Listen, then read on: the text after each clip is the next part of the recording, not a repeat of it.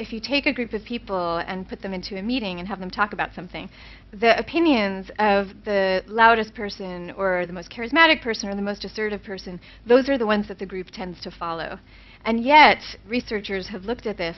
There's no correlation between being that best talker and having the best ideas. I mean, like zero correlation. I think that we're living in a society now that is so overly extroverted. As we shifted from an agricultural economy to a corporate one, we started to admire people who could be magnetic and charismatic, because these were the qualities that seemed to matter for job interviews and things like that.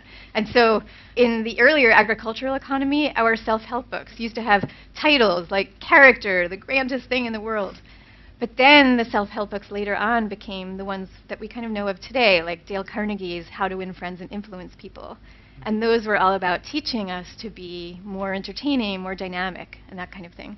You know, I think for any trait of human nature, any aspect, it has its pros and it has its cons. And what I'm saying is that for too long we've looked at introversion only through its disadvantages, and we've looked at extroversion only through its advantages. So I'm trying to now fill in the gaps.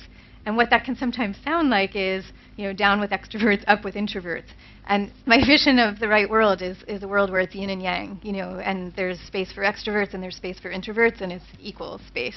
If you look at the birth of Apple, the Apple computer, we tend to associate Apple with Steve Jobs, who was this dazzling showman. But really, the person who invented the Apple computer was a different Steve. It was Steve Wozniak, who was a self-identified introvert. And he created this amazing thing by sitting by himself in a cubicle at Hewlett-Packard, where he was working at the time, late at night and early in the morning before anybody was at work. He would work by himself, by himself, by himself for months, and then he produced this amazing thing that he then shared with his friend Steve Jobs. And then it was Steve Jobs who said, hey, we should start a company with this. This is amazing. Without Steve Jobs, none of it ever would have come to pass. So it was this combination of letting, you know, the solitary person go off by himself to think in his deep way, and then having a partnership between the two.